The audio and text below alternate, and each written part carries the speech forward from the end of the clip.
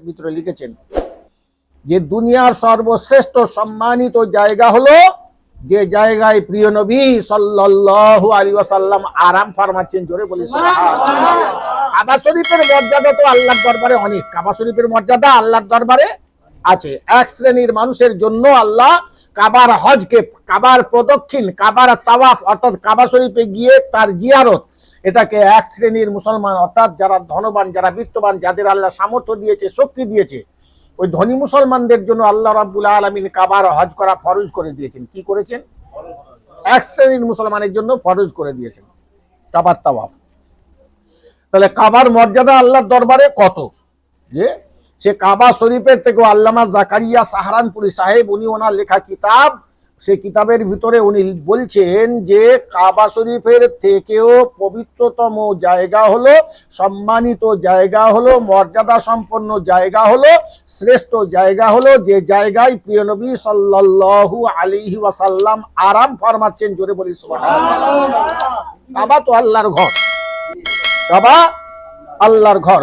সর্বপ্রথম ইবাদতের জন্য আল্লাহ রাব্বুল আলামিন ওই ঘরকে ইবাদতের জন্য তৈরি করেছেন। প্রথম মসজিদ হলো ইবাদতের জন্য, সেটা হলো কাবা শরীফ। আর দ্বিতীয় মসজিদ হলো যেটা নিয়ে আজকে মুসলমান আর ইহুদিদের ভিতরে রক্তক্ষয়ী সংগ্রাম চলছে, সেটা হলো বাইতুল মুকাদ্দাস, যেটা কোরআনে বলা হয়েছে মসজিদুল আকসা। এই দুই মসজিদের নির্মাণের ব্যবধান হচ্ছে 40 বছর।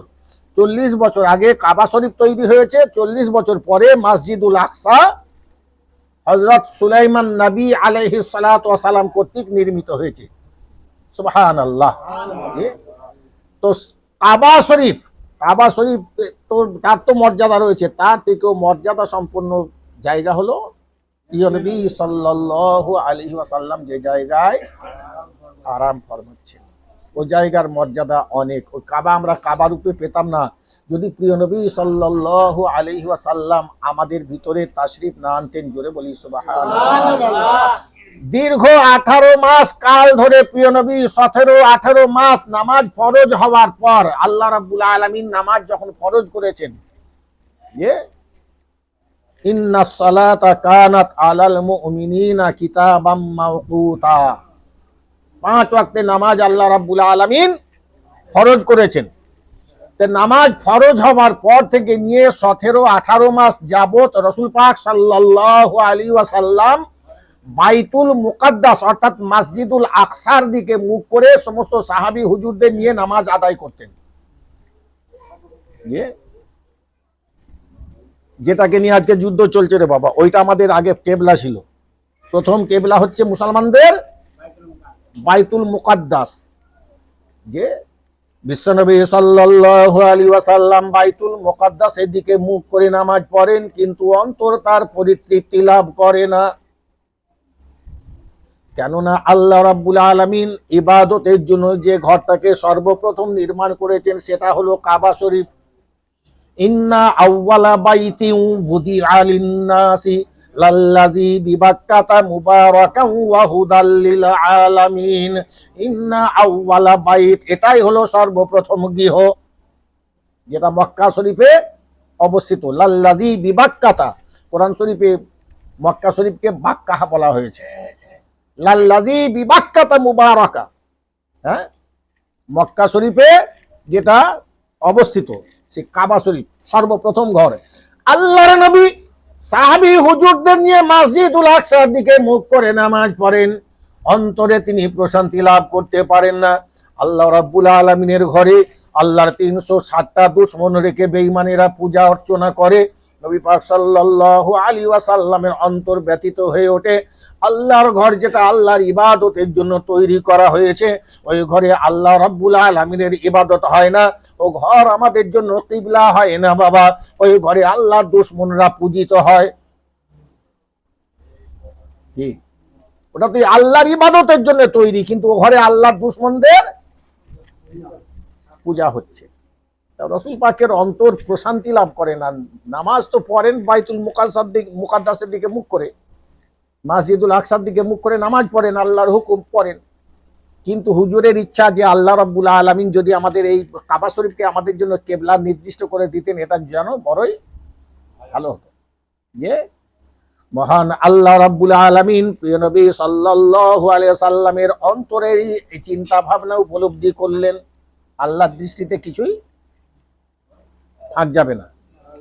যে আল্লাহ তো সব কিছু জানেন, আল্লাহ সব কিছু জানেন, তাই তো আল্লাহর সামনে কোনো কিছু অজানা, কোনো কিছু অপ্রকাশ্য। একটা গভীর মাটির নিচে একটা পিপিলিকার নড়াচড়া পর্যন্ত আল্লাহ দেখেন এবং তার আওয়াজও শোনেন।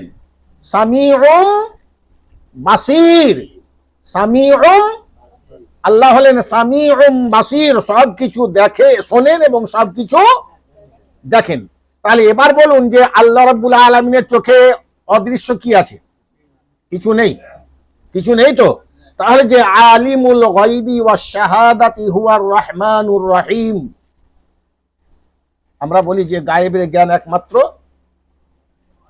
কার? গায়েবের জ্ঞান কার? এই গায়েবের অধিকারী কে?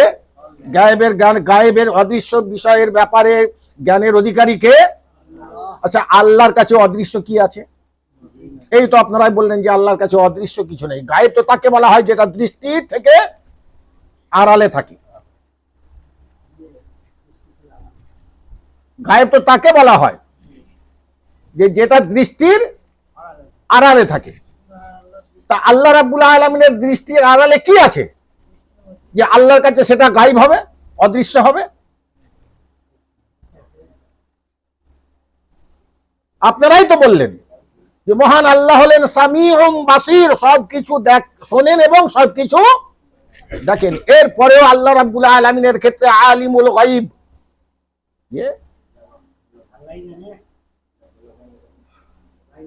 মুসলমান ভাইরা আমার, বাবারা, মহান আল্লাহ রাব্বুল আলামিন, আসলে আমার ওয়াজি হচ্ছে এই সবকিছুতেই প্রিয় নবী সাল্লাল্লাহু আলাইহি সাল্লামেরই সম্মান এসে যাবে। যে রাসূল পাক সাল্লাল্লাহু আলাইহি ওয়াসাল্লামকে উদ্দেশ্য করে আল গায়বি বিদনিন ওয়া মা হুয়া বিকাউলি শাইতানির রাজিম, যে আমার নবী যাকে তোমাদের কাছে পাঠিয়েছি তিনি তোমাদের কাছে গায়েবের সংবাদ দিতে কৃপণতা করেন না। ওয়া মা হুয়া আলাল গায়বি বিদনিন, আমার নবী তোমাদের কাছে গায়েবের সংবাদ দিতে কৃপণতা করেন না। কে বললেন এটা? আল্লাহ বললেন। কার জন্য বললেন? নবী পাকের জন্য। কি বললেন? যে আমার নবী তোমাদের কাছে গায়েবের খবর দিতে, গায়েবের সংবাদ দিতে কৃপণতা করেন। তাহলে আল্লাহর কাছে গায়েব না হলেও নবী পাকের কাছে কিছু বিষয় গায়েব আছে, এবং সে গায়েবের ব্যাপার আমার আল্লাহ রাব্বুল আলামিন প্রিয় নবী সাল্লাল্লাহু আলাইহি সাল্লামকে জ্ঞান দান করেছিলেন। আর সেই গায়েবের জ্ঞান আমার নবী পাক সাল্লাল্লাহু আলাইহি সাল্লাম তিনি আমাদেরকেও জানিয়ে দিয়ে গেছেন গায়েব কি আছে। এই কিয়ামত কি গায়েব না আমাদের থেকে? কিন্তু রাসূল পাক সাল্লাল্লাহু আলাইহি সাল্লাম যে কিয়ামতের জ্ঞান আমাদের দান করেন। যাক, এটা আমার বলার উদ্দেশ্য ছিল না, এটা আমার বলার উদ্দেশ্য ছিল না। বলার উদ্দেশ্য হচ্ছে রাসূল পাক মনে মনে চিন্তা করেন যে আল্লাহর ঘর বাইতুল্লাহ শরীফ, তাতে আল্লাহর ইবাদত হবে না, তাতে শয়তানরা, আল্লাহর দুশমনরা পূজিত হবে, আর আমরা বাইতুল মুকাদ্দাসের দিকে মুখ করে নামাজ পড়বো, এটা নবী পাকের ঠিক মনোপুত নয়। যে নবী পাকের এটাই আশা যে আল্লাহ যদি আমাদের জন্য এই বাইতুল্লাহ কাবা শরীফকে কিবলা নির্ধারণ করে দেন তাহলে কতটাই ভালো হয়। মহান আল্লাহ পাক রব্বুল আলামিন আমার নবী পাকের মনের ভাবনা তিনি জানতে পেরে, তার ব্যাকুলতা বুঝতে পেরে, এক সময় নবী আমার নামাজ পড়ছেন বাবা একটা মসজিদ, যে মসজিদ আজকে মসজিদুল কিবলাতাইন নামে বিখ্যাত হয়ে রয়েছে। আমি হজ পাকে গিয়েছে মসজিদে 2 রাকাত নামাজও পড়ে এসেছি। মদিনা পাকে ওই মসজিদের নাম হলো মসজিদুল কিবলাতাইন, মানে 2 কেবলা বিশিষ্ট মসজিদ। এই আমাদের মসজিদটা একদিকে কেবলা আছে, মেম্বারটা একদিকে আছে, তো পশ্চিম দিকে মুখ করে নামাজ পড়ি, হ্যাঁ, আর পূব দিকে মুখ করে খুতবা দেই, তাই তো। আর ওই মসজিদটা দুদিকেই মেম্বার আছে, বাইতুল মুকাদ্দাস। আল্লাহর নবী আমার নামাজ পড়েন, বাইতুল মুকাদ্দাসের দিকে মুখ করে নবী আমার নামাজ পড়ছেন। আমার আল্লাহ রাব্বুল আলামিন জিবরিল আমিনকে পাঠিয়ে দিয়ে আমার নবী পাকের কাছে খবর পাঠাচ্ছেন, নবী গো, এমনও খবর আমি আল্লাহ রাব্বুল আলামিন তোমাকে দেব, তোমার কলিজা ঠান্ডা হয়ে যাবে। কদ নারা তাকাল্লুবা ওয়াজহিকা ফিস সামাই ফালানুওয়াল্লিয়ান্নাকা কিবলাতান তারদাহা ফাওয়াল্লি ওয়াজহাকা শাতরাল মাসজিদিল হারাম। আমরা জোরে বলি সুবহানাল্লাহ। আল্লাহ রাব্বুল আলামিন বলছেন, নবী হে, বারবার তুমি আসমানের দিকে মুখ তুলে তাকাও। কিসের আশায় তুমি আসমানের দিকে মুখ তুলে তাকাও? আমি আল্লাহ রাব্বুল আলামিন আমার সে বিষয়ে অজ্ঞাত নাই, অজানা নাই। ও নবী, আমি আল্লাহ রাব্বুল আলামিন তোমার জন্য কাবা শরীফকে, আমার বাইতুল্লাহ শরীফকে তোমার জন্য কিবলা নির্ধারণ করে দিলাম। ফাওয়াল্লি ওয়াজহাকা শাতরাল মাসজিদিল হারাম। ও নবী, তোমার মুখ, তুমি নামাজ, তোমার মুখটা তুমি মসজিদুল হারামের দিকে ফিরিয়ে নাও। আমি আল্লাহ ওটাকে তোমার জন্য কিবলা নির্দিষ্ট করে দিলাম। তাহলে ওই কিবলা আমাদের জন্য কিবলা হয়েছে প্রিয় নবী সাল্লাল্লাহু আলাইহি ওয়াসাল্লামের সৌজন্যে। যে আমার রাসূল পাকের খাতিরেই কাবা শরীফকে মুতাওয়াজ্জিহান ইলা জিহাতিল কাবাতিশ শরীফাতি আল্লাহু আকবার যে নিয়ত করি আমরা, যে কাবার দিকে মুতাওয়াজ্জা হই, মুখ করি, এটা প্রিয় নবী সাল্লাল্লাহু আলাইহি ওয়াসাল্লামের সৌজন্যেই হয়েছে। যে সে কাবা শরীফের থেকেও ওই জায়গার মর্যাদা বেশি হবে না কেন, যার সৌজন্যে আজকে ওই কাবা আমাদের জন্য কিবলা নির্দিষ্ট হয়েছে। কথাটা আমি বলিনি, এই ব্যাখ্যা দিয়েছেন মাওলানা জাকারিয়া সাহারানপুরি সাহেব, উনি ওনার লেখা কিতাবে, সেখান থেকে পড়ে আমি আপনাদের কাছে শোনাচ্ছি ও জায়গা। তা সূরা ইয়াসিন, যদি যে আপনার নাতটা বলতে গিয়ে আমি এতদূর পর্যন্ত এলাম। সূরা ইয়াসিনকে রাসূল পাক সাল্লাল্লাহু আলাইহি ওয়াসাল্লাম সূরা ইয়াসিনের নামকরণ করেছেন। সূরা ইয়াসিন হলো কলবুল কুরআন। কলবুল মানে কোরআনের কলব, কলব মানে অন্তর, হৃদয়, হার্ট, সিনা। যে কথা বোঝা গেল না? তাই কবি এই কথাটাই বলছে, সূরা ইয়াসিন কোরআনের সিনা, মাটির সিনা ওই মদিনা, আমার হুজুর আছেন শুয়ে ওই সে মদিনায়। আয় রে তোরা দেখবি যদি, আয় রে ছুটে আয়। আল্লাহুম্মা সাল্লি আলা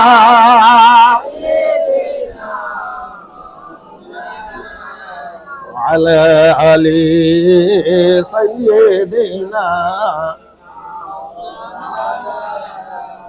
আলহামদুলিল্লাহ, সব প্রশংসা মহান আল্লাহ রাব্বুল আলামিনের জন্য, যিনি তামাম বিশ্বের একমাত্র প্রতিপালক, বিশ্ব নিয়ন্তা, বিশ্ব স্রষ্টা। অগণিত অফুরন্ত নাথ শরীফ, দরুদ শরীফ, সালাম শরীফ বর্ষিত হোক হাবিব দো জাহান ও রাসূল আকরাম সাল্লাল্লাহু আলাইহি ওয়াসাল্লামের উপর। লক্ষ কোটি শুকর ও সুজুদ মহান আল্লাহ রাব্বুল আলামিনের দরবারে, যে আমার আল্লাহর অফুরন্ত করুণায়, অনুকম্পায়, অনুগ্রহে আমরা তার কতিপয় গুনাহগার দাস ইসালে সওয়াব সব রেশানি উপলক্ষে আয়োজিত এই পাক রিয়াজুল জান্নার মাহফিলে এ গ্রামের অনেক মুসলমানের ভিতর থেকে আমার আল্লাহর দয়ায় আমরা, আমার আল্লাহর দয়ায় যে আমার আল্লাহ রাব্বুল আলামিন কবুল করেছেন এখানের উপস্থিতি, আমাদের উপস্থিত হওয়ার, হাজির হওয়ার, যে তার অফুরন্ত করুণায়, অনুকম্পায়, অনুগ্রহে আসার বসার তৌফিক আমার আল্লাহ রাব্বুল আলামিনই আমাদের দিয়েছেন। ভালোবাসেন বলে আল্লাহ যাকে ভালোবাসেন তিনি তার বান্দা ও তার বান্দিকে দিয়ে তার ভালোবাসার কাজগুলো করিয়ে নেন, ভালো কাজগুলো করিয়ে নেন। কথা বোঝা গেল? এখন যাদেরকে আল্লাহ ভালোবাসেন, এখন এখান থেকে হয়তো কেউ প্রশ্ন করবে, তাহলে আল্লাহ আমাকে ভালোবাসেন, আমি করি না। কথাটা তা না। তুমি আল্লাহর কৃপা, করুণা, অনুকম্পা, অনুগ্রহ লাভ করার জন্য তুমি সচেষ্ট হও, ইনশাআল্লাহ আজিজ আল্লাহর রহমত, আল্লাহর কৃপা, আল্লাহর করুণা তোমাকে পরিবেষ্টন করে নেবে।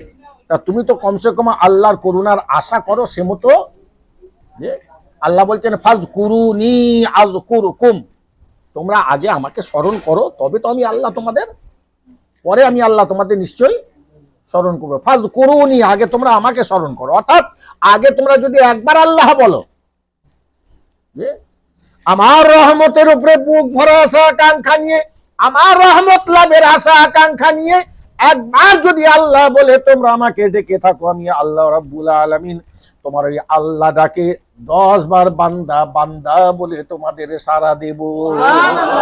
আল্লাহ তো তোমরা ডাকো, তোমরা তো একবার ডাকো যে তা আল্লাহ রাব্বুল আলামিনের অফুরন্ত করুণা অনুকম্পা অনুগ্রহ যে আমরা আল্লাহর কতিপয় সন্তুষ্টির কাজ এতক্ষণ কোরআনে কারিমের কিছু অংশ তেলাওয়াত এবং শোনা। এখন কোরআনে কারিমের আফজালুত তিলাওয়াতিল কোরআন, তামাম দুনিয়ার বুকে যত রকমের পঠন পাঠন রয়েছে, যত তিলাওয়াত রয়েছে, যত কিতাব আছে, যত গ্রন্থ আছে, সেগুলো পাঠ করলে কম বেশি কিছু ফায়দা হবে, কিছু জ্ঞান হবে। এই সমস্ত কিতাবের থেকে সর্বশ্রেষ্ঠ কিতাবের তিলাওয়াত পঠন পাঠন হলো আফজালুত তিলাওয়াতিল কোরআন, কোরআনে কারিমের তিলাওয়াত। জোরে বলি সুবহানাল্লাহ। কোরআনে কারিমের তিলাওয়াত হচ্ছে সর্বোত্তম সর্বশ্রেষ্ঠ তিলাওয়াত। এক এক হরফের বিনিময় থেকে আল্লাহ রাব্বুল আলামিন যদি বিনা ওযুতেও কেউ তিলাওয়াত করে, ওযু নাই, শরীর তার পাক, শরীর পবিত্র আছে, কিন্তু ওযু নাই, বিনা ওযুতেও যদি কেউ কোরআনে কারিমের একটা হরফকে তেলাওয়াত করে, আল্লাহ রাব্বুল আলামিন তার আমলনামায় 10টা নেকি লিপিবদ্ধ করে দিবেন। জোরে বলি কটা নেকি? 10টা নেকি। একটা গুনাহ করলে একটা গুনাহ লেখা হবে, একটা গুনার কাজ করলে একবার মিথ্যা কথা বললে একটা গুনার কাজ লেখা হবে। তা একটা গুনার কাজ করলে একটা গুনাহ লেখা হবে, কিন্তু এখানে একটা নেকির কাজ করলে আল্লাহ রাব্বুল আলামিন বলছেন বান্দারে আমি আল্লাহ রহমতে তালাশ তোমরা করো, একবার আমাকে আল্লাহ বলে তোমরা ডাকো, আমি আল্লাহ রাব্বুল আলামিন 10 বার তোমাদের বান্দা বান্দা বলে সারা দেব। মানজা আবিল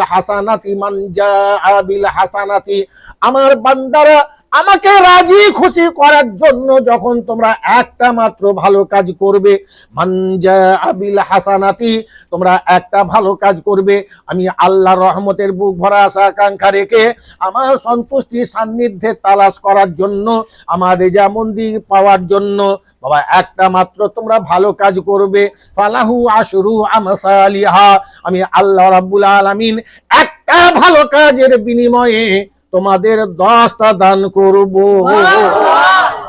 কটা? ফালাহু আশরু আমসালিহা। একটা ভালো কাজ তোমরা করবে, নেকির একটা কাজ করবে, একটা নেকির কাজ করার কারণে, একটা ভালো কাজ করার কারণে আমি আল্লাহ রাব্বুল আলামিন তোমায় 10টা নেকি দান করে দেব। পক্ষান্তরে ওয়ামান জাআ বিসাইয়্যাতি, আমার কোন বান্দা আমার নাফরমানি করলো, আমার কোন বান্দা আমার মেহের আমার দয়া আমার রহম আমার করম ভুলে গিয়ে, আমার অনুগ্রহ ভুলে গিয়ে আমার দিক থেকে মুখ ফিরিয়ে নিয়ে আমার কোনো নাফরমানির কাজ করেছে, আমি আল্লাহর কোনো অবাধ্য আচরণ করেছে, আমার হুকুমের অন্যথা আচরণ করেছে, মানজা আবিস সাইয়্যাতি, আমার কোনো বান্দা যদি একটা গুনার কাজ করে, আমি আল্লাহ একের বিনিময়ে 10টা গুনাহ লিখি না। সেখানে কি ফালা ইউজা ইল্লা মিসলাহা, বাবা একটা গুনার কাজের কারণে আমি আল্লাহ বান্দার আমলনামায় ফেরেশতাদের অর্ডার করিয়ে একটাই গুনাহ লিখে রাখে, তারা যে একটা গুনাহ আর একটা ভালো কাজের কারণে। বিশ্বনবী সাল্লাল্লাহু আলাইহি ওয়াসাল্লাম বলছেন, আল্লাহর কোন বান্দা বাবা আল্লাহকে রাজি খুশি করার জন্য কোরআনে কারিমের একটা হরফকে একটা অক্ষরকে তেলাওয়াত করেছে, একটা অক্ষর তেলাওয়াত করেছে, বাবা তার ওযু ছিল না, শরীর কিন্তু তার পাক, যে শরীর পাক আছে, পেশাব মানে তার কাপড় চোপড় শরীর পাক আছে, ওযু করেনি, বিনা ওযুতে তেলাওয়াত করার কারণে আমার আল্লাহ রাব্বুল আলামিন ওই বান্দার আমল নামায় 10টা নেকিকে দান করে দিবেন। জোরে বলি সুবহানাল্লাহ।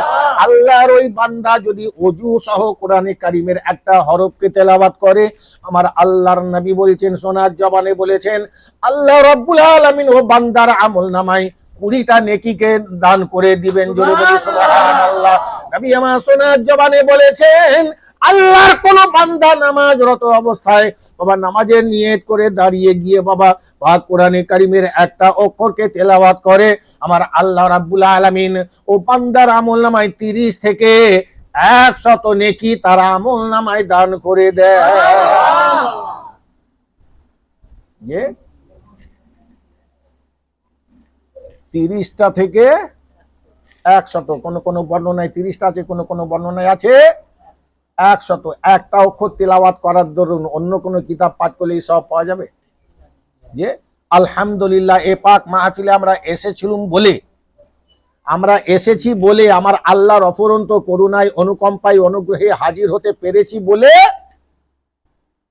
এই পরিমাণ সওয়াব আল্লাহ রাব্বুল আলামিন আমাদের আমলনামায়, অবশ্য আমাদের এই উপস্থিতি যদি লা নুরিদু মিনকুম, আমরা যদি আমাদের যদি আর অন্য কোনো ইরাদা থেকে না থাকে, আমরা যদি আমাদের অন্য কোনো চাহিদা যদি একমাত্র আল্লাহকে রাজি খুশি করার চাহিদা নিয়ে যদি আমরা এগুলো করি, তাহলে কোনো সন্দেহ নাই এই পরিমাণ সব আল্লাহ রাব্বুল আলামিন আমাদের আমলনামায় দান করে দিবেন। তো আল্লাহ আমাদের ভালোবাসেন, আলহামদুলিল্লাহ। আল্লাহর অফুরন্ত করুণা, আল্লাহর রহমত তো আমাদের পরিবেষ্টন করে রয়েছে। আল্লাহর অফুরন্ত করুণাতেই তো আমরা আমাদের দুনিয়ার বুকে অস্তিত্ব রক্ষা করে চলেছি। সে আল্লাহ রাব্বুল আলামিনের দরবারে লক্ষ্য করি শুকর ও সুজুদ, সকলে বলি আলহামদুলিল্লাহ, আলহামদুলিল্লাহ। সব রেসানি উপলক্ষে আজকের এই পাক মাহফিলের আয়োজন, সব রেসানি উপলক্ষে ইসালে সব, এটা তো আপনার প্রত্যেকটা জীবিতদের দরকার, মৃত আত্মীয় স্বজনের নামে এভাবে আপনার দোয়ায়ে খায়রের ব্যবস্থাপনা করা, প্রত্যেকটা জীবিত আত্মীয়দের দরকার। কারণ প্রত্যেকটা মৃত আত্মীয় জীবিত আত্মীয়দের দিকে চাতকের মতো তাকিয়ে থাকে। আপনার চাতক যেমন কি দিনের পর দিন পানি না হলে কি বলে আওয়াজ করবেন, আমরা যেটা বলি হ্যাঁ বলে হয় চাতক ডাকছে রে এবার পানি হবে, তার মানে আমরা গুনাহগার বান্দা, আমাদের জন্য হবে না। আমরা আল্লাহর খাই আর আল্লাহ নাফরমানি করি, আমাদের জন্য হবে না, আমরাই জানি।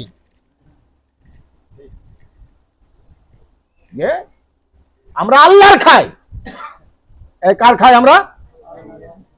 আল্লাহ রাব্বুল আলামিন বলছেন, আফারাআইতুম মা তাহরুসুনা আনতুম তাজরাউনাহু আম নাহনু যারিউন। আমার বান্দারা, তোমরা যে রুজি খেয়ে থাকো, আর এই রুজি পাওয়ার জন্য বাবা তোমরা তোমাদের শস্য বীজগুলো যেগুলো তোমাদের জমিতে ছড়িয়ে দাও, যেগুলো তোমরা তোমাদের জমিতে ছড়িয়ে দাও, তোমরা কি তোমাদের ছড়িয়ে দেওয়া বীজগুলোর প্রতি তাকিয়ে দেখো না? আনতুম তাজরাউনাহু আম নাহনু যারিউন, তোমাদের ছড়িয়ে দেওয়া বীজগুলো আমি আল্লাহ অঙ্কুরিত করি, অথবা তোমরা নিজেরাই তোমাদের ছড়িয়ে দেওয়া বীজের অঙ্কুরণকারী। হ্যাঁ, নতুন আলু কিনে বসালো গো, নতুন আলু একদম দাম দিয়ে নতুন আলু কিনে বসালো, বোবা এই কথা বলে বোবা হয়ে গেছে, ফের বলে পোটের গাদা, বোবা হয়ে গেছে, চোখ হয়নি এরকম। মুসলমান ভাইরা আমার, বাবারা আমার, দানা ছড়িয়েছি জমিতে, দানা ফুটে গাছ বার হবে বাবা, দানা সরানো হলো গাছ বেরোই না, এরকম হয়েছে না হয়নি? হ্যাঁ, হয়তো। মহান আল্লাহ রাব্বুল আলামিন বলছেন, বান্দারে আফারাআইতুম মা তাহরুসুনা আনতুম তাজরাউনাহু আম নাহনু যারিউন। রুজি পাওয়ার জন্য বাবা যে বীজগুলো তোমরা তোমাদের জমিতে ছড়িয়ে দাও, ছড়িয়ে দেওয়ার পরে তোমরা কি লক্ষ্য করে দেখেছো ওগুলো তোমরা নিজেরা অঙ্কুরিত করো, অথবা আমি আল্লাহ রাব্বুল আলামিন ওগুলো অঙ্কুরিত করে থাকি? আল্লাহ না করলে হবে না তো। আল্লাহ রাব্বুল আলামিন বলছেন, লাউ নাশাউ, আমি আল্লাহ যদি চাইতাম, লাজআলনাহু হুতামান ফাযালতুম তাফাক্কাহুন,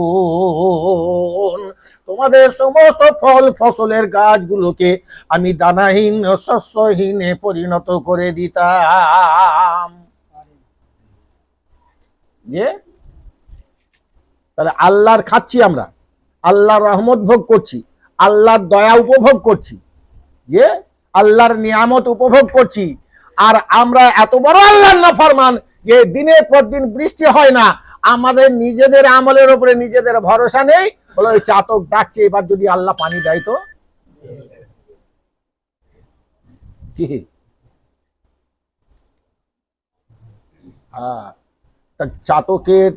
চাতক যেভাবে পানি পানি করে আল্লাহর দরবারে ফরিয়াদ করে, আল্লাহ ফটিক দাও, আল্লাহ আমি তো খাই না, পুকুরের পানি খাই না, নদী নালার পানি খাই না, আল্লাহ আসমানের পানি খায়, পিপাসায় বুক ফেটে যায়, তো আল্লাহ পানি দাও, পানি খাবো, আল্লাহ দেয়, দোয়া কবুল করে আল্লাহ সুবহানাল্লাহ বলি, আল্লাহ দেয় তো নাকি?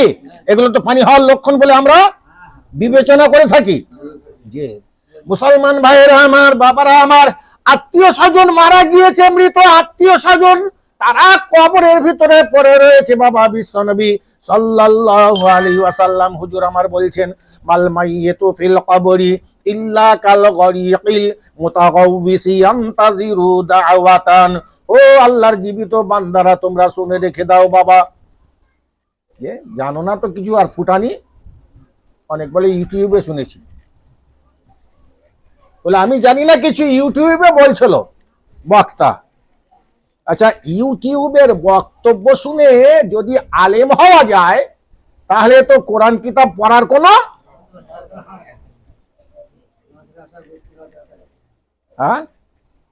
সূরা ফাতিহাটা, অর্থাৎ যেটা ছাড়া নামাজ হবে না, লা সালাতা ইল্লা বিফাতিহাতিল কিতাব, রাসূল পাক বলেছেন তোমার নামাজ হবে না, লা সালাতা তোমার নামাজ হবে না, ইল্লা বিফাতিহাতিল কিতাব, অর্থাৎ সূরা ফাতিহা ছাড়া।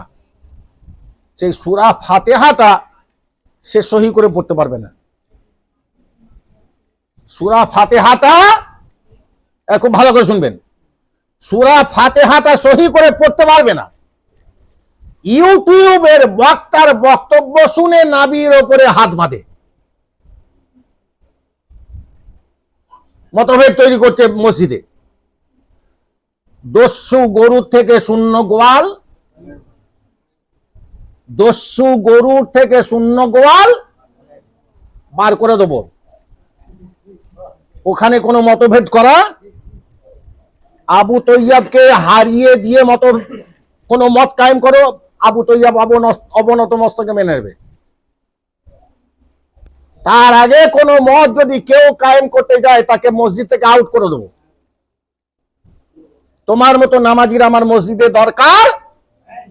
তুমি মসজিদ খারাপ করবে, পরিবেশ দূষণ হবে তোমার থেকে, আর একটা মানুষ তোমার থেকে অনুকরণ করবে, তুমি আর একজন মানুষকে তোমার থেকে সে সংক্রামিত হবে। কথাটা বোঝা গেল? আমাদের ইমামে আজম আবু হানিফা রাহমাতুল্লাহ আলাইহির মতবাদ হচ্ছে, হাত কোথা মাপবে? তাহাতাস সারা, নাভির নিচে। যে আমার কাছে দলিল আছে, আমার কাছে কিতাব আছে, আমার কাছে বই আছে, তোমরা তো জানবে আমার কাছে, তোমরা ইউটিউবে শুনে আর তোমরা আলেম হয়ে গেছো, তোমরা তো জেনে নেবে। তোমাদের ইমাম সাহেবকে ইমাম রাখা কেন? ইমাম রাখা তো অনুসরণ করার জন্যই, ইমাম রাখা তো অনুসরণ করার জন্যই।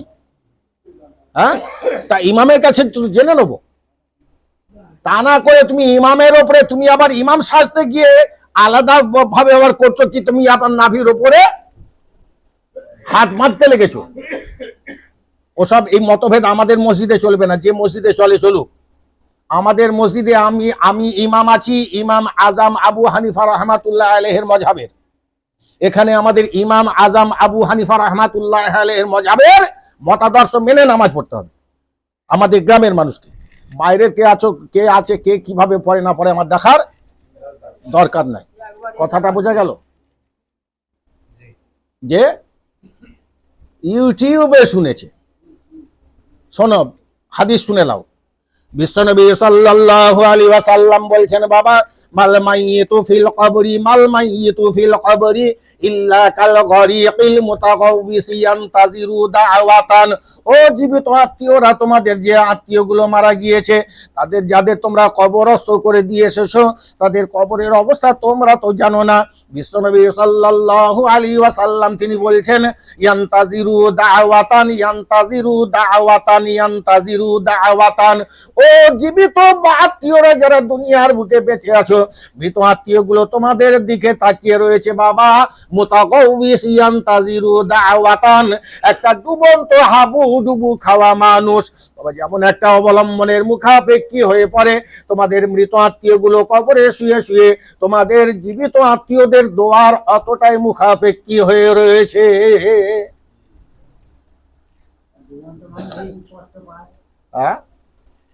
একটা ডুবন্ত মানুষ, হাবুডুবু খাওয়া মানুষ, হাবুডুবু খাওয়া মানুষ, ডুবন্ত মানুষ কতক্ষণ আর সাঁতার কাটবে রে বাবু? হ্যাঁ, কতটাই আর তার ক্ষমতা রয়েছে? হাত পার সীমিত ক্ষমতা যখন শেষ হয়ে যায়, অবসন্ন হয়ে পড়ে, এলিয়ে পড়ে, তখন তো আর উপায় নাই। তখন তো আল্লাহ গো একটা কিছু পাঠিয়ে দাও, ভাসমান কিছু একটা পাঠিয়ে দাও আল্লাহ, ভাসমান কিছু একটা পাঠিয়ে দাও আল্লাহ, আল্লাহ ভাসমান কোনো কিছু একটা পাঠিয়ে দাও আল্লাহ, যার উপরে ভর করে নিজেকে ভাসিয়ে রাখতে পারবো, হাত পা নেড়ে সাঁতার কেটে ভেসে থাকার মতো ক্ষমতা আমার আর যতক্ষণ ছিল ভেসে ছিলাম সাঁতার কেটে, কিন্তু আর সাঁতার কেটে নিজেকে ভাসিয়ে রাখার ক্ষমতা যখন শেষ হয়ে যাবে, তখন কি হবে? তার সে মুখাপেক্ষী হয়ে পড়বে না? যে ভাসমান কোনো কিছু একটা যদি পাশে পাই, যার উপরে ভর করে ভেসে থাকতে, আরে ভেসে না থাকলে তো ডুবে মরে যাব। বাঁচার জন্য এই আকুতি, এই আকুলি বিকুলি করে না? বিশ্বনবী সাল্লাল্লাহু আলাইহি ওয়াসাল্লাম বলছেন বাবা, ওই আধার কবরে তোমার মৃত আত্মীয়রা তারা পড়ে রয়েছে এই রকম ভাবে যে বাবা জীবিত আত্মীয়রা দুনিয়ার বুকে রয়েছে, তারা তাদের কবরে সুখময়, শান্তিময়, কল্যাণময়, বরকতময় জীবনের জন্য আল্লাহ রাব্বুল আলামিনের দরবারে আমাদের জন্য দোয়া প্রার্থনা করবে। রাসূল পাক সাল্লাল্লাহু আলাইহি ওয়াসাল্লাম বলছেন বাবা, তাদের মুখাপেক্ষিতা হলো তালহাকুহু মিন আবিন আও উম্মিন আও আখিন আও সাদিকিন। আমাদের জন্য দোয়া করবে, আমাদের আব্বা বেঁচে রয়েছে, আমি সন্তান মরে গিয়েছি, এটা তো আপনার অহরহ রয়েছে বাবা, ছেলে মরে গিয়েছে, বাপ বেঁচে আছে। ওই বেঁচে থাকা পিতা মৃত ছেলের আত্মার কল্যাণের জন্য, কবরের সুখের জন্য দোয়া করবে। তালহাকুহু মিন আবিন, আমার জন্য দোয়া করবে আমার আব্বা, আও উম্মিন, আমার জন্য দোয়া করবে আমার মা, আও আখিন, আমার জন্য দোয়া করবে আমার ভাই, আও সাদিকিন, আমার জন্য দোয়া করবে আমার আত্মীয় স্বজন। রাসূল পাক বলছেন এই আশায় তারা কবরে শুয়ে শুয়ে জীবিত আত্মীয়দের প্রতি দোয়ার জন্য মুখাপেক্ষী হয়ে রয়েছে। তাই এটা আমাদের সকলের দরকার, আত্মীয় স্বজন যারা চলে গিয়েছে, যে তাদের কবরে সুখময়, শান্তিময়, কল্যাণময়, বরকতময় জীবনের জন্য দোয়া খায়রের একটা দরকার রয়েছে। এমনি এমনি বাবা এই দক্ষিণের বুকে আমি আবু তৈয়াব এসে মনে হয় এই দোয়া খায়রের ব্যবস্থাটা কায়েম করিনি। এই তার আগে ছিল না? ছিল না। আমি আবু তৈয়াব আসার আগে মানুষ মরে গেলে মিলাদ খানি, কোরআন খানি, কলমা খানি, খানা পিনা হতো কি হতো না? আবাহমান কাল থেকে, বাপ 14 পুরুষের আমল থেকে এই আপনার এই সব রেশানি গোটা বিশ্বব্যাপী, এটা শুধু দক্ষিণেই না, এটা গোটা বিশ্বব্যাপী এই দোয়া খায়রের এই ব্যবস্থাপনা রয়েছে, এবং এই জন্য রয়েছে এটা কার্যকরী ভূমিকা রাখে মৃত আত্মীয়দের জন্য। রাসূল পাক সাল্লাল্লাহু আলাইহি ওয়াসাল্লাম বলছেন, ফাইজা লাহিকাতুহু, দুনিয়ার বুকে বাবা জীবিত আত্মীয়গুলো যখন মৃত আত্মীয়দের জন্য দোয়া করতে থাকে, ফাইজা লাহিকাতুহু, তাদের দোয়াটা যখন তাদের কাছে পৌঁছায়, তারা যখন দোয়া করতে থাকে, জীবিত আত্মীয়রা যখন দোয়া করতে থাকে, কানা আহাব্বা ইলাইহি, কানা আহাব্বা ইলাইহি মিনাদ দুনিয়া ওয়া মা ফিহা। আমার রাসূল পাক সোনার জবানে বললেন, ও দুনিয়ার মানুষ তোমরা শুনে রেখে দাও, মৃত আত্মীয়দের জন্য যখন তোমরা দোয়া করো, দান খায়রাত করো বাবা, দান খায়রাত করো, দোয়া করো। দান খায়রাত মানে আল্লাহ গো এই দানটা করলাম, এই খায়রাতটা করলাম, আল্লাহ এটাকে ওসিলা করে নিয়ে আল্লাহ আমার মৃত আত্মীয়ের যে কবরের জীবনটা সুখময় করে দাও। খায়রাত করা কি জন্য খায়রাত করে? আর কত বড় পণ্ডিত বললে যে খানা কি করে ওসিলা হবে, বলে জেনে তবে বলতে হয়। আশ্চর্য ব্যাপার, এই কমন সেন্স তাদের নেই। যে রসুল পাক সাল্লাল্লাহু আলাইহি সাল্লাম বাবা, এটা যে আপনার দান খায়রাত, এই দোয়া খায়ের, মিলাদ খানি, কোরআন খানি বাবা, কলমা খানি, এগুলো যে আপনার ওই মৃত আত্মীয়র জন্য কার্যকরী ভূমিকা রাখে, আমার রসুল পাক সাল্লাল্লাহু আলাইহি ওয়াসাল্লাম সেটাই তিনি জানিয়ে দিয়ে বলছেন, ফাইজা লাহিকাতুহু, জীবিত আত্মীয় স্বজনেরা যখন এমনি করে আপনার মৃত আত্মীয়র জন্য দোয়া করতে থাকে বাবু, ওই দোয়াটা যখন তার কাছে ফাইজা লাহিকাতুহু, ওই মৃত আত্মীয়র জন্য দোয়া করতে থাকে, কানা আহাব্বা ইলাইহি, মৃত আত্মীয়র কাছে জীবিত আত্মীয়র ওই দোয়াটা, কানা আহাব্বা ইলাইহি মিনাদ দুনিয়া ওয়া মা ফিহা, দুনিয়া এবং দুনিয়া ভর্তি সম্পদ অপেক্ষা বাবা জীবিতদের দোয়াটা মৃতদের কাছে প্রিয় হয়। যে কানা আহাব্বা ইলাইহি, তখন তাদের কাছে প্রিয় হয়, তখন তাদের কাছে প্রিয় হয়। কাদের কাছে? মরাদের কাছে। হ্যাঁ, মিনাদ দুনিয়া, দুনিয়া, ওয়া মা ফিহা, এবং দুনিয়াতে যা কিছু আছে সব অপেক্ষা। আলহামদুলিল্লাহ, সব রিসানি উপলক্ষে এটা আমরা তো ভুলে যাই। আরে আমরা বেঁচে থাকতে মনে রাখি না, হ্যাঁ, আবার মরে যাবার পরে আবার তাকে মনে রেখে করব? যে আমরা তো বেঁচে থাকতেই তাদের সঙ্গে তাদের হক আদায় করি না, তাদের অধিকার আদায় করি না, বাপের অধিকার, বাপের হক পালন করি না, মায়ের হক পালন করি না, বেঁচে থাকতে থাকতেই করি না। আবার বাপ মা মরে গেলে আউট অফ সাইট তো আউট অফ মাইন্ড, চোখের আড়াল তো মনেরও আড়াল। কে মনে করে বাপের মায়ের সব রেশানি আর করে? কিন্তু করাটা দরকার, যে করাটা দরকার। যদি তুমি না করো তাহলে তোমার ছেলেরাও শিখবে না। তুমি তোমার যদি বাপ মার জন্য না করো তাহলে তোমার ছেলেরাও, তুমি যদি তোমার বাপ মার জন্য করো, তোমার ছেলেরা দেখবে যে আমার আব্বা প্রত্যেক বছর তার আব্বা মার দাদা দাদির সব রেশানি করে, আমার আব্বা করেছে, তোমার ছেলে দেখেছে। এরপরে তুমি যখন মরে যাবে তোমার ছেলেও তোমার জন্য, আর তুমি না করলে তোমার ছেলেরাও। আর তুমি জেনে রেখে দেবে আল্লাহর দরবারে এটার থেকে মানে এইগুলো নাজাতের একটা ওসিলা হবে, নাজাতের একটা, আমি বলি না, বিশ্বনবী সাল্লাল্লাহু আলাইহি সাল্লামের প্রিয়তম সাহাবী হযরতে আবু হুরায়রা রাদিয়াল্লাহু তাআলা আনহু থেকে হাদিসের রওয়ায়াত রয়েছে। হযরতে আবু হুরায়রা রাদিয়াল্লাহু তাআলা আনহু, তিনি তো ওই সাহাবী ছিলেন, প্রচন্ড অভাব থাকা সত্ত্বেও নবী পাকের কাছ থেকে একটা মুহূর্ত সরে চলে যেতেন না। কেননা যে মুহূর্তে আমি নবী পাকের কাছ থেকে অন্যত্র চলে যাব, আমার নবী পাকের পাক জবান থেকে কোন কথাটা বার হয়ে যাবে আমি আর শুনতে। প্রচন্ড অভাব ছিল। কত অভাব ছিল যে আজকে আপনার জুমার সময় আলোচনা করছিলাম না, যে সময় পাই না হুজুর, নামাজ তো পড়ছিলাম আমি, কিন্তু কাজের এত চাপ, আর সময় করে উঠতে পারছি না। যে কাজের চাপটা কেন? খাবার জন্য তো, খেয়ে পরে বেঁচে থাকার জন্য তো। তা সাহাবী আবু হুরায়রা রাদিয়াল্লাহু তাআলা আনহু না ছিল ব্যবসা বাণিজ্য, না ছিল কোনো চাকরি বাকরি, না ছিল কোনো ক্ষেত খামার, আগান বাগান, কিছুই, স্থাবর অস্থাবর সম্পদ সম্পত্তি বলে আবু হুরায়রার কিছুই ছিল না। রসুল পাকের দরবারেই পড়ে থাকতেন, হাদিয়া তোহফা যা কিছু আসতো রসুল পাক বার হতেন, বার হয়ে বিলতেন, আর ওনারা সেটা খেয়েই বেঁচে থাকতেন। আহলে সোফা সাহাবী হুজুরদের অন্তর্ভুক্ত সাহাবী ছিলেন হযরতে আবু হুরায়রা। নিজস্ব ঘর বাড়িও ছিল না। মদিনা পাকে গিয়ে আলহামদুলিল্লাহ আহলে সোফা হুজুররা ঠিক নবী পাকের মাজার মোবারকের পিছনেই তাদের জায়গাটা। রসুল পাক সাল্লাল্লাহু আলাইহি ওয়াসাল্লাম, তার মুখটা কোন দিকে রয়েছে?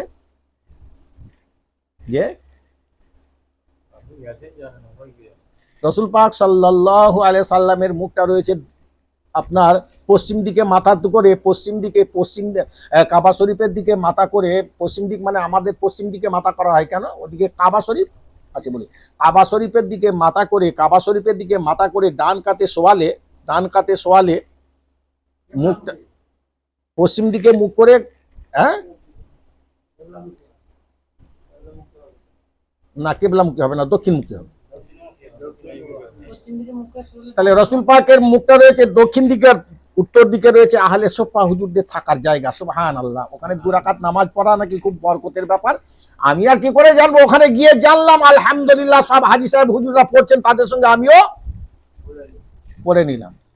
ঠিক রসুল পাকের হুজরা মুবারকের পিছনেই একদম জায়গাটা, ওইখানে আহলে সোফা হুজুররা থাকতেন। যে আর রসুল পাক হুজরা মুবারক থেকে বার হতেন, আশায় তারা তো আশা তাকিয়ে রয়েছেন যে রসুল পাক কখন বেরোবেন, হাদিয়া তোহফা আমাদের দেবেন, খেয়ে পেটটা ভরাবো। এই শ্রেণীর সাহাবী ছিলেন হযরতে আবু হুরায়রা রাদিয়াল্লাহু তাআলা আনহু। কতটা অভাব ছিল, কত দারিদ্রতা ছিল হযরতে আবু হুরায়রা রাদিয়াল্লাহু তাআলা আনহুর। হযরতে আবু হুরায়রা রাদিয়াল্লাহু তাআলা আনহু একদিনের ঘটনা হুজুর নিজের বলছেন, এত খিদে পেয়েছে, আমার তো খাবার কিছু নাই, এত খিদে পেয়েছে। আমি করলাম কি, এই আশায় রাস্তায় আপনার এক পেট ক্ষুধা নিয়ে শুয়ে রইলাম। এই রাস্তা দিয়ে হযরতে সাইয়্যিদিনা আবু বকর সিদ্দিক রাদিয়াল্লাহু তাআলা আনহু হুজুর নামাজ পড়তে যাবেন, রাস্তায় শুয়ে থাকতে দেখে আমি কেন শুয়ে রয়েছি, কারণ জেনে আমার ক্ষুধা দূর করার জন্য নিশ্চয়ই বাড়িতে নিয়ে গিয়ে আমাকে খানা খাওয়াবেন। এই রাস্তা দিয়ে হযরত ওমর রাদিয়াল্লাহু তাআলা আনহু যাবেন নামাজ পড়তে, নিশ্চয়ই শুয়ে থাকতে দেখে আমাকে জিজ্ঞাসা করে বাবা আমাকে বাড়িতে নিয়ে গিয়ে খানা খাওয়াবেন। এই আশায় আমি একদিন মসজিদুন নববীতে আসার রাস্তায় শুয়ে রয়েছি। আবু বকর রাদিয়াল্লাহু তাআলা আনহু চলে গেলেন। এ ব্যাপারে আমাকে জিজ্ঞাসা করলেন না যে আবু হুরায়রা কেন তুমি শুয়ে রয়েছো। ওই রাস্তা দিয়ে হযরত ওমর রাদিয়াল্লাহু তাআলা আনহু হুজুরও চলে গেলেন, আমাকে জিজ্ঞাসা করেন নাই আবু হুরায়রা রে কেন তুমি রাস্তায় শুয়ে রয়েছো। এরপরে আমার নবী পাক আসছেন ওই রাস্তা দিয়ে, আর নবী পাক আমাকে শুয়ে থাকতে দেখে নবী পাক বলছেন, বাবা আবু হুরায়রা এখানে রাস্তায় কেন তুমি শুয়ে রয়েছো। বলি ইয়া রাসূলুল্লাহ, ইয়া হাবিবাল্লাহ, বুক ভরা আশা আকাঙ্ক্ষা নিয়ে আর এক পেট খিদে নিয়ে এই রাস্তায় এই আশায় শুয়ে রয়েছি। এইখান দিয়ে আবু বকর যাবে, শুয়ে থাকার কারণ জিজ্ঞাসা করে তারা আমার ক্ষুধা দূর করার জন্য বাড়িতে নিয়ে যাবে। হযরত ওমর নিয়ে যাবেন বাড়িতে, নিয়ে গিয়ে এক মুঠো খানা খাওয়াবেন। আল্লাহর নবী গো দুইজনাই চলে গিয়েছেন, এই ব্যাপারে কোনো কথা তারা আমাকে বলেন নাই। নবী আমার বলছেন, বাবা আবু হুরায়রা, হয়তো তোমাকে খাওয়াবার মতো আবু বকরের ঘরে কোনো কিছু নাই, হযরত ওমর ফারুকের বাড়িতে হয়তো তোমাকে খাওয়াবার মতো কোনো কিছু নাই, এই জন্য তারা তোমাকে জিজ্ঞেস করেন নাই। তখন তো অভাবের জামানা ছিল, এখন তো সকলের পুটকিতে রস আছে বলেই তো এত তেল। হ্যাঁ, তোমাকে তারা জিজ্ঞাসা করে নাই বাবা তুমি কিছু মনে করো না, হয়তো ওদের বাড়িতেই তোমাকে যে জিজ্ঞেস করে নিয়ে গিয়ে খাওয়াবে তা নেই, চলো তুমি আমার ঘরে চলো। রসুল পাক হযরতে আবু হুরায়রা রাদিয়াল্লাহু তাআলা আনহুকে নিয়ে গেলেন নিজের বাড়িতে গিয়ে রসুল পাক সাল্লাল্লাহু আলাইহি ওয়াসাল্লাম জিজ্ঞাসা করেন, বাড়িতে খাবার কিছু আছে নাকি। বাবা এক বাটি দুধ ছিল। আম্মা জান দুধের বাটিটা বার করে দিয়ে বললেন, ইয়া রাসূলুল্লাহ, ইয়া হাবিবাল্লাহ, বাড়িতে খাবার মতো মাত্র এক বাটি দুধ রয়েছে, আপনি খাবেন আবার আমি খাবো। দুধ কতটা আছে? এক বাটি দুধ, একজন খেলেই শেষ। আল্লাহর নবী গো এক বাটি দুধ বাড়িতে রয়েছে, খাবার মতো লোক রয়েছে, আপনি এবং আমি রয়েছি, আপনি মেহমান এনেছেন। আবু হুরায়রা রাদিয়াল্লাহু তাআলা আনহু বলেন, আমার রাসূল পাক তখন আমাকে বলছেন, বাবা আবু হুরায়রা রে, ক্ষুধায় যদি তোমার এই অবস্থা হয়ে থাকে, বাকি আহলে সোফা সাহাবীদেরও তো একই অবস্থা, তারাও তো খেতে পায়নি। যে ওদের তো না আছে ব্যবসা বাণিজ্য, আগেই বললাম আহলে সুফফাদের না কোনো স্থায়ী নিজেদের বসবাসের ঠিকানা, না কোনো আপনার চাষাবাদ, না কোনো চাকরি বাকরি, না কোনো ব্যবসা বাণিজ্য। হ্যাঁ, আহলে সুফফা বলা হতো তাদের। আল্লাহর নবী আমার বলছেন, বাবা ও আবু হুরায়রা, তোমার যদি ক্ষুধায় এই অবস্থা হয়ে থাকে, তারাও তো খেতে পায়নি, যাও আমার ওই আহলে সুফফা সাহাবীদেরকে তুমি ডেকে নিয়ে এসো। ভাইরা আমার, বাবারা আমার, এটা যে সময়ের ঘটনা, ওই সময় মসজিদুন নববীতে যে আহলে সুফফা হুজুর সাহাবীরা ছিলেন বাবা, তাদের সংখ্যা ছিল 70 জন। কতজন ছিল? 70 জন। আর খাবার কি আছে বাবা? এক বাটি দুধ।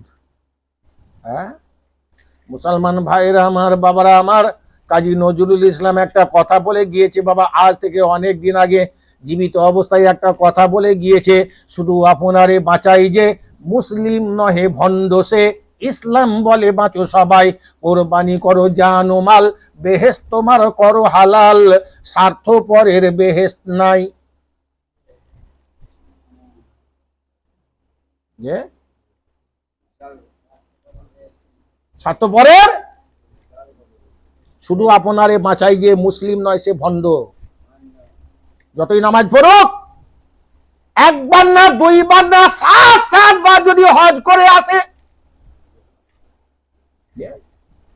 যতই আপনার সে আমলে আগিয়ে যাক না কেন, যদি তার ভিতরে স্বার্থপরতা থাকে, আত্মকেন্দ্রিকতা থাকে বাবা, জান্নাতের কোনো নিয়ামত সে পাবে না। কেননা আল্লাহ রাব্বুল আলামিনের বান্দাদের প্রতি সে দয়া করে না, আল্লাহ রাব্বুল আলামিনও তাকে দয়া করবে না। নবী আমার সোনার জবানে বলেছেন, দয়াময় আল্লাহ রাব্বুল আলামিন তার বান্দাদের প্রতি যদি জমিনে তোমরা দয়া করো, দয়াময় আল্লাহ রাব্বুল আলামিন তবে আসমানে তোমাদের উপরে দয়া করবে। তোমরা জমিনে আল্লাহর বান্দাদের উপরে দয়া করো, আসমানে আল্লাহ তোমাদের উপরে দয়া করবে। আর জমিনে যদি আল্লাহর বান্দাদের উপরে তোমরা দয়া না করো, আল্লাহ রাব্বুল আলামিন তার দয়া থেকে বঞ্চিত করে দেবেন। কথা বোঝা গেল না? মুসলমান ভাইরা আমার, বাবারা আমার, আবু হুরায়রা রাদিয়াল্লাহু তাআলা আনহু আমাকে বললেন, আবু হুরায়রা রাদিয়াল্লাহু তাআলা আনহু বলেন, নবী আমাকে বললেন, বাবা আবু হুরায়রা, ওদেরকে দাওয়াত করে নিয়ে এসো। 70 জন সাহাবী হুজুরকে দাওয়াত করে নিয়ে এসে আমার নবী পাকের ঘরে লাইন দিয়ে বসিয়ে দেওয়া হলো।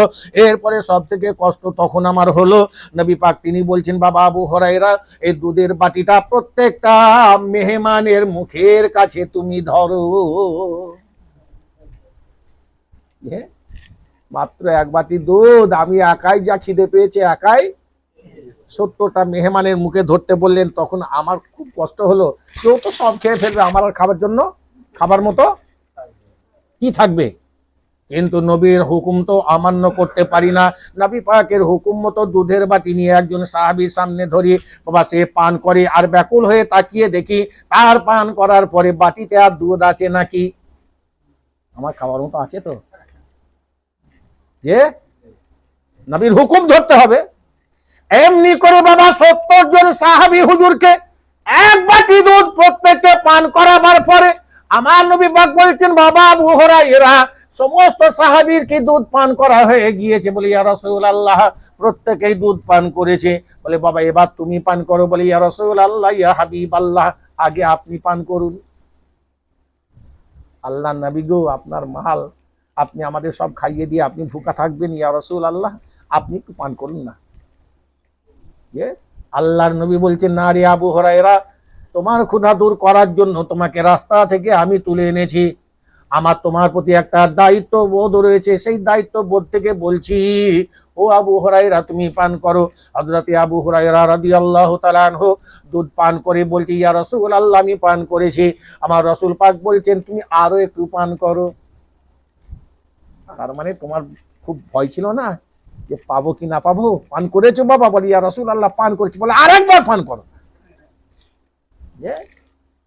এরপরে আবু হুরায়রা রাদিয়াল্লাহু তাআলা আনহু বলছেন, ইয়া রাসূলুল্লাহ, বাটি এখনো শেষ হয়নি। বলে, তো এবার দাও।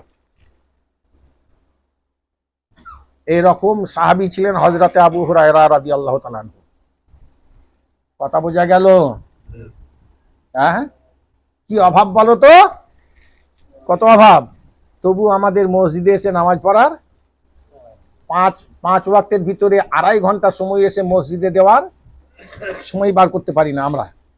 আর তাদের এত অভাব ছিল, সব সময় কোনো আপনার কোন সময় নবী পাকের খেদমত থেকে নড়তো না, কেন? কি জানি কোন কথাটা শুনতে পাবো না। সে আবু হুরায়রা রাদিয়াল্লাহু তাআলা আনহু থেকে riwayat রয়েছে, বাবা মহান আল্লাহ রাব্বুল আলামিন জান্নাতের ভিতরে তার এক বান্দাকে উচ্চ মর্যাদা দান করে দেবেন। আল্লাহ রাব্বুল আলামিনের ওই বান্দা লা ইয়ারফাউদ দারাজাতা লিল আবদিস সালিহি ফিল জান্নাতি। আবু হুরায়রা রাদিয়াল্লাহু তাআলা আনহু বলছেন, লা ইয়ারফাউদ দারাজাতা লিল আবদিস সালিহি ফিল জান্নাতি। জান্নাতের ভিতরে আল্লাহ রাব্বুল আলামিন তার এক বান্দাকে উচ্চ মর্যাদা দান করবেন। আল্লাহর বান্দা উচ্চ মর্যাদা লাভ করার পরে আল্লাহ রাব্বুল আলামিনের উদ্দেশ্যে বলবেন, ইয়া রাব্বি আন্নালি হাযা, আয় আল্লাহ রাব্বুল আলামিন, জান্নাতে আমার উচ্চ মর্যাদা তুমি দান করেছো। আল্লাহ কি কারণে আমাকে উচ্চ মর্যাদা দান করেছো? বাবা সোনার জবানে নবী আমার তখন বলেছেন, আবু হুরায়রা রাদিয়াল্লাহু তাআলা আনহু বলছেন, নবী পাক সাল্লাল্লাহু আলাইহি ওয়াসাল্লাম তিনি বলেছেন, ফায়াকুলুল্লাহ, আমার আল্লাহ রাব্বুল আলামিন তখন বলবেন, ও আমার বান্দারে, বিইস্তিগফারি ওয়ালাদিকা লাকা, দুনিয়ার বুকে তুমি মৃত্যুবরণ করার পরে তোমার সন্তান তুমি রেখে এসেছো, তোমার ছেলে রেখে এসেছো, তোমার সেই সুসন্তান, তোমার সেই আপনার আদর্শ সন্তানটা, তোমার সেই সুসন্তানটা তোমার মৃত্যুর পরে আমি আল্লাহ রাব্বুল আলামিনের দরবারে ক্ষমা ভিক্ষা করতো, মার্জনা ভিক্ষা করতো, বা তওবা ইস্তেগফার করতো, গো আল্লাহ রাব্বুল আলামিন, আমি এই দান খয়রাত করলাম, আল্লাহ গো আমার এই দান খয়রাতকে ওসিলা করে নিয়ে আমার আব্বার আমার মায়ের জীবনের গুনাহ মাফ করে দাও। আল্লাহ গো, আমি যে আপনার কোরআনে কারিমের খতম করেছি, আল্লাহ দরুদ শরীফ পড়েছি, কলমা শরীফে জিকির করেছি, কোনো ভালো কাজ করেছি, আল্লাহ এই ভালো কাজটাকে ওসিলা করে নিয়ে, মাধ্যম করে নিয়ে, জারিয়া করে নিয়ে রব্বুল আলামিন আমার আব্বার আম্মার আখিরাতের জীবনটাকে সুখময় শান্তিময় করে দাও। বিইস্তিগফারি ওয়ালাদিকা লাকা, আমাদের মানুষ করার জন্য, আমাদের বড় করার জন্য আমার আব্বা কত গুনাহ করেছে, মা কত গুনাহ করেছে, ওই গুনার বোঝা নিয়ে আব্বা মা কবরে প্রবেশ করেছে। আয় আল্লাহ রাব্বুল আলামিন, আমার আব্বার জীবনের গুনাহগুলো মাফ করে দাও, আমার মায়ের জীবনের গুনাহগুলো মাফ করে দাও। এমনি করে বিইস্তিগফারি ওয়ালাদিকা লাকা, ওরে আমার বান্দারে, দুনিয়ার বুকে তোর বেঁচে থাকা সন্তান, তুমি মৃত আব্বা তোমার জন্য আমার কাছে ইস্তেগফার করে, বাবা মার্জনা ভিক্ষা করে, তোমার জীবিত সন্তানের মার্জনা ভিক্ষা জান্নাতের ভিতরে তোমার মর্যাদাকে বাড়িয়ে দিয়েছে। কথা বোঝা গেল? তাহলে এগুলো করব আমরা, করা দরকার, জীবিত আত্মীয়দের করা দরকার। ওই ইউটিউবের কথা শুনবেন না, তাহলে সবাই ইউটিউব শুনে আলেম হয়ে যেত। যে জানবেন যে রাসূল পাক সাল্লাল্লাহু আলাইহি ওয়াসাল্লাম তিনিও বলেছেন, বাল্লিগু আন্নী ওয়ালাউ কানা আয়াহ, তোমার জানা থাকলে অপরকে জানিয়ে দাও। আর যে ব্যাপারে তোমার জানা নেই, তুমি জানো না, ফাসআলু আহলা যিকরি ইন কুনতুম লা তা'লামুন, তুমি জানো না, যে জানে তার কাছে গিয়ে জেনে নাও। ইউটিউবে তো কত রকমের কথা রয়েছে, ৭২টা ফেরকা রয়েছে। কটা ফেরকা হবে? কটা ফেরকা হবে? রাসূল পাক বলেছেন কটা ফেরকা হবে? ৭৩টা ফেরকা হবে। ৭২টা যাবে কোথায় যাবে? কোথায় যাবে? তার মানে বরবাদী দল ৭২টা, ধ্বংসপ্রাপ্ত দল ৭২টা। একটা দল হলো জান্নাতি, একটা দল হলো জান্নাতি। তাহলে বেশি হয়ে যাবে বরবাদী। কথা বোঝা গেল না? বেশি হয়ে যাবে জাহান্নামী। ওই আপনার যাত্রার কথা শুনে ইলম মানে জ্ঞান নিলে হবে না। রাসূল পাক সাল্লাল্লাহু আলাইহি সাল্লাম বলছেন, ইন্না হাযাল ইলমা দীনুন, জ্ঞানটাই হলো ধর্ম। ভালো করে শুনে রেখে দাও, ইন্না হাযাল ইলমা দীনুন, জ্ঞানটাই হলো। জ্ঞান না থাকলে তুমি ধর্ম, যখন তখন তোমার ঈমান নষ্ট, তুমি ধর্ম থেকে ভ্রষ্ট। যদি তোমার ভিতরে জ্ঞান, তাহলে জ্ঞানটাই হলো তোমার ধর্ম। যে ফানজুরু, খুব ভালো করে লক্ষ্য রাখবে, আম্মান তাআখুযুনা দীনাকুম, কার কাছ থেকে সেই জ্ঞান তুমি অর্জন করছো। কথা বোঝা গেল? ফানজুরু, খুব ভালো করে নজর করবে, লক্ষ্য করবে। কি লক্ষ্য করবে?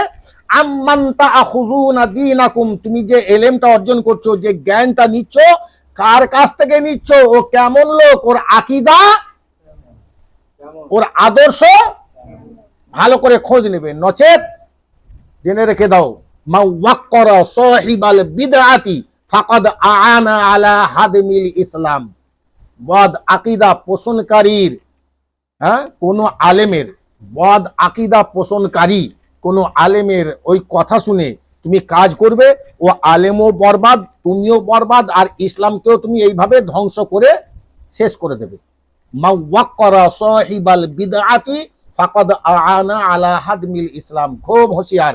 মসজিদে ইমাম রয়েছে, ইমাম সাহেবের কাছে জিজ্ঞাসা করবে, ইমাম সাহেবের উপরে বাবা আলডিঙে ঘাস খেতে যেও না, মুনাফিক পরিণত হয়ে যাবে। কি হবে? কি হবে? কি হবে? মুনাফিক হয়ে যাবে। যতই নামাজ পড়ো, ইন্নার রাজুলু ইউসাল্লি ওয়া ইয়াসুমু ওয়া ইয়াহুজ্জু ওয়া ইয়াগযু ওয়া ইন্নাহু লামুনাফিকুন।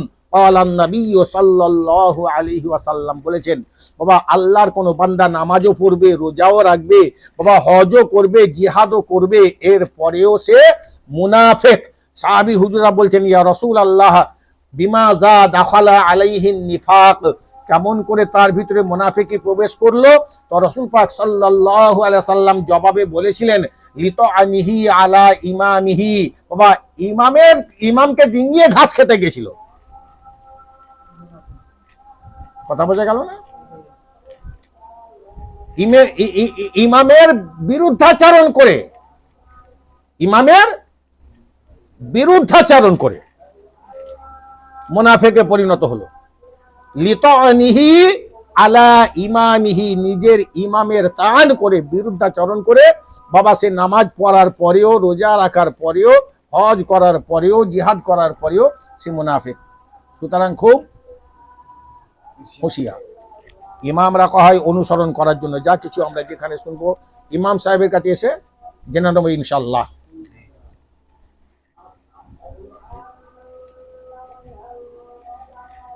সাল্লাল্লাহু